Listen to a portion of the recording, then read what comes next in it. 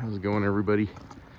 I am up at Snowbird every year, this time of year, week 41, and it's always hit or miss as to whether it's going to have snow. Or last year it was so warm and we had no snow all week, and it's just different from year to year. But it's always gorgeous hiking out here, and the leaves are incredible. They're just on fire right now. I'm underneath the mountain coaster, so I'll just do a 360 here for you, and you can see some of the incredible foliage. And Snowbird's awesome. You can come up and hike for free. We actually have a timeshare, so we're up here all week. But yeah, I wish I'd taken advantage of these opportunities years ago. This is actually my 31st or 32nd year of coming up, and it's right at the end of Oktoberfest, and it's right at the start of ski season, and it's just kind of a perfect transition. And I think all the summer activities are just now closing down. You can see down there, they still have them all set up at the Snowbird Center. Anyway, if you're not a skier, there's still plenty to do at some ski resorts, including Snowbird. And there's all kinds of hiking and mountain biking and summer activities. It's a year-round resort, and I highly encourage it. So I was on a morning hike with a group, but they have yoga at 9, and I want to get back for that because I want to try to get some good stretching habits and yoga habits in if I can. Maybe start some Tai Chi. And they used to have Tai Chi classes, so that's how I kind of first got a taste of that, and that's good stuff too. But I might have to do that on my own. Yeah. So in order to get back in time for yoga, I'm having to turn around halfway through the hike. And conference, it's usually conference weekend at the start of our week. So we usually watch together as a family, or as many of the family as can make it up, and watch some of the Saturday and usually most of Sunday up here. And it's just a gorgeous setting to be with nature and to contemplate the work of the Creator, and contemplate intelligent design if you're not religious. There's just something so beautiful and orderly about all of this, not very chaotic. And so as far as conference goes, that was interesting. Apostolic Interregnum, which we haven't had since 75 years, as we talked about earlier. And so now my prediction is that my prediction had been that they were going to reorganize the first presidency between sessions and then finish off with a solemn assembly. But now I can see that they are bound and determined to have President Nelson's funeral before they reorganize the first presidency. And so that is interesting, considering the precedent set by Lorenzo Snow, set by the Lord visiting Lorenzo Snow. But that's okay. I mean, different times and seasons, and President Nelson was a very well beloved prophet, and I'm sure they don't want to at all do anything to, in any way make it look like they're disrespecting his memory. And I understand that. So, apostolic interregnum. And it was interesting when President Oak said, I am the presiding person because I'm the president of the 12, and the 12 is the presiding quorum. And this is the position you have been sustaining me as for the last, what was it, 6.5 years? 2018, 2019, 2020, 21, 22, 23, 24, 25, 7.5 years. Yeah. So nothing has changed. He has been, obviously we've had acting presidents of the 12 because he was in the first presidency, but we have been sustaining him as the president of the 12. And so now, as he said, he and President Eyring take their places in the quorum of the 12. So currently, and you saw them sitting in seniority order.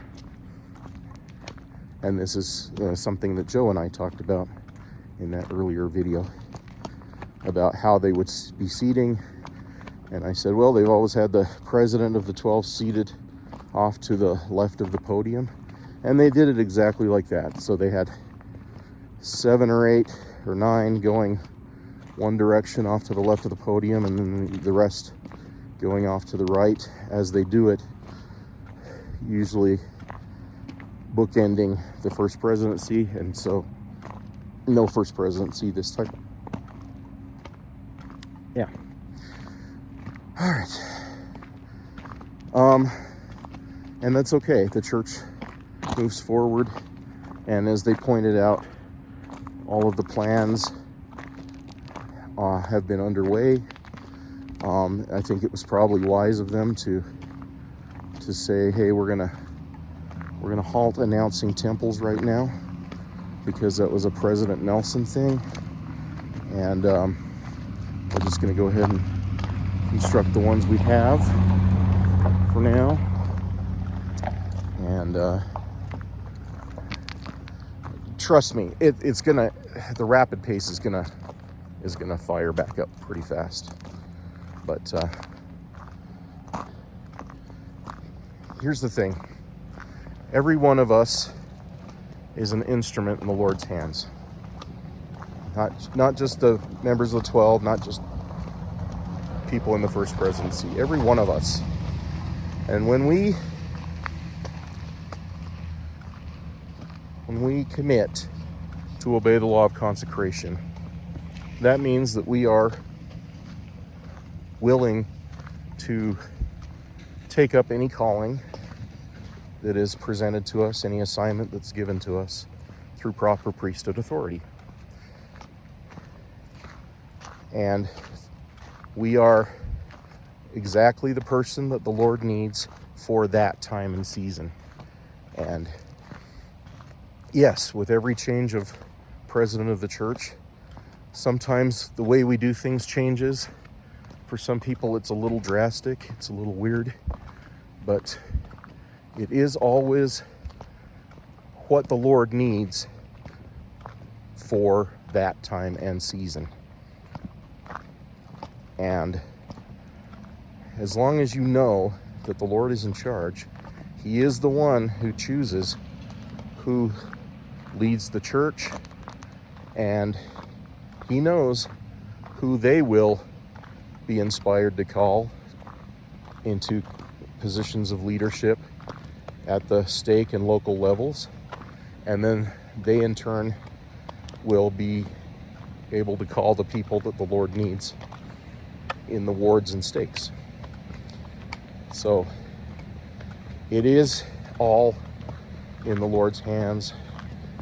God is omniscient and omnipresent and omnipotent, as He always has been. So none of that changes with the death of a prophet. All right, just really fast. Yesterday afternoon when I first got here, there was no parking to be had. but now it's Monday morning, so Oktoberfest is pretty